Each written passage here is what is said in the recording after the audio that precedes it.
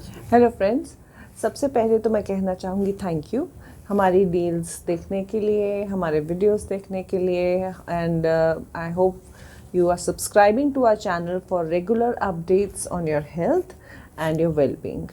So health और well-being से मुझे आज ख्याल आया कि आज मैं बात करती हूँ अल्टरनेटिव मेडिसिन के बारे में, जैसे कि एलोपैथिक मेडिसिन एक ब्रांच है मेडिसिन की, बट आप सब अवेयर हैं होम्योपैथिक मेडिसिन भी है, आयुर्वेदिक मेडिसिन भी है.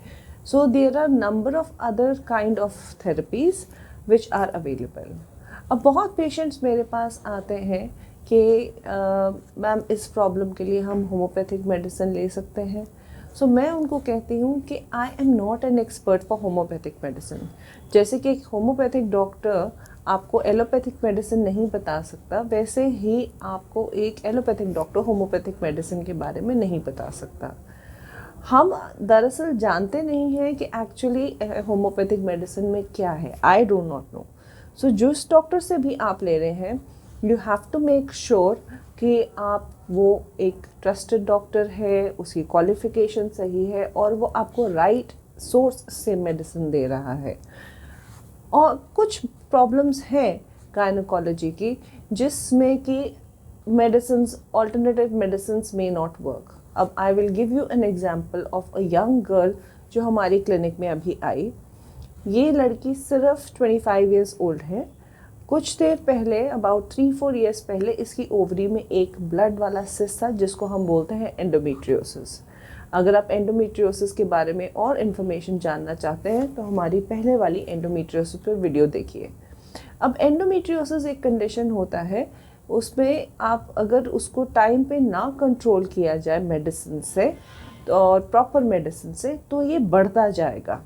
इसके अंदर, ओवरीज के अंदर बड़े बड़े ब्लड वाले सिस्ट बन जाते हैं और जब ये सिस्ट बनते हैं तो बॉडी के अंदर रिएक्शन क्रिएट करते हैं कि चीज़ें आपस में आके चिपकनी शुरू हो जाती हैं and it can lead to problems like pain और इवन इनफर्टिलिटी, यानी कि difficulty in getting pregnant. Pregnancy होने में दिक्कत आ सकती है. अब इस लड़की ने होम्योपैथिक मेडिसिन ली, 2-3 साल इसने होम्योपैथिक मेडिसिन ली एंड उसके बाद इस लड़की को सिवियर पेन हुआ. जब ये डॉक्टर के पास गई तो उसकी ओवरीज, एक ओवरी में नहीं, अब दोनों ओवरीज में सिस्ट थे जो कि 15 सेंटीमीटर के साइज़ के हो गए थे. पहले उसकी ओवरी में सिर्फ एक सिस्ट थी जो 3 सेंटीमीटर की थी. अब उसकी दोनों ओवरीज में 15-15 सेंटीमीटर के सिस्ट हो गए थे, जिसके लिए उसको इमरजेंसी सर्जरी करवानी पड़ी और ये सर्जरी ज़्यादा डिफ़िकल्ट हो गई. सो इसीलिए मैं कहती हूँ कि कुछ बीमारियाँ हैं जो कि होम्योपैथिक मेडिसिन से ठीक नहीं हो सकती. अच्छा, कुछ चीज़ों के लिए आप होम्योपैथिक मेडिसिन ट्राई कर सकते हो, बट ये है कि maybe it doesn't work, पर आपको कोई उसका नुकसान नहीं होता. So you have to be very careful. There is no harm कि अगर आपको कोई ऐसी प्रॉब्लम आई है तो आप एक बारी किसी एलोपैथिक डॉक्टर से कंसल्ट ज़रूर कीजिए.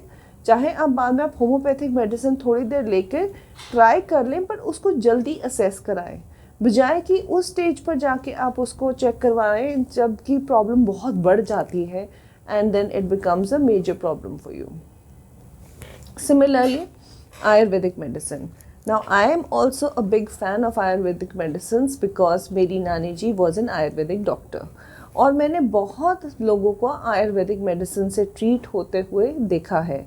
बट अगेन, अगर आप बात करें कुछ सर्जिकल प्रॉब्लम्स की, तो वो चीज़ें आयुर्वेदिक मेडिसिन से नहीं ट्रीट हो सकती. अब बात कर लीजिए, अब सर्वाइकल स्पॉन्डिलोसिस हो गया, माइग्रेन हो गया, इस तरह की चीज़ें.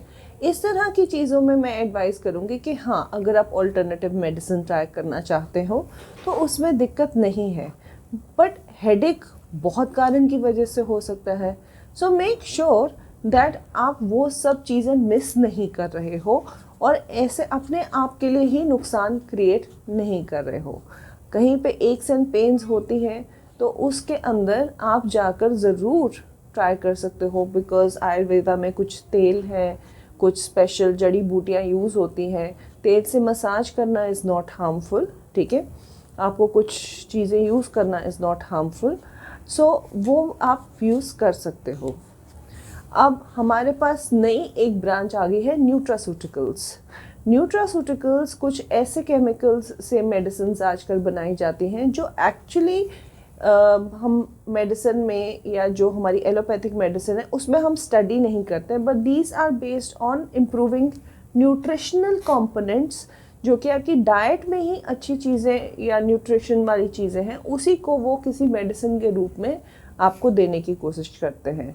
These also help in certain conditions. For example, मेरे पास कुछ पेशेंट आती हैं, उनको मैं ब्रेस्ट पेन के लिए न्यूट्रास्यूटिकल टाइप मेडिसिन देती हूँ, उनको विटामिन B6 देती हूँ और वो ब्रेस्ट पेन के लिए बहुत इफ़ेक्टिव है।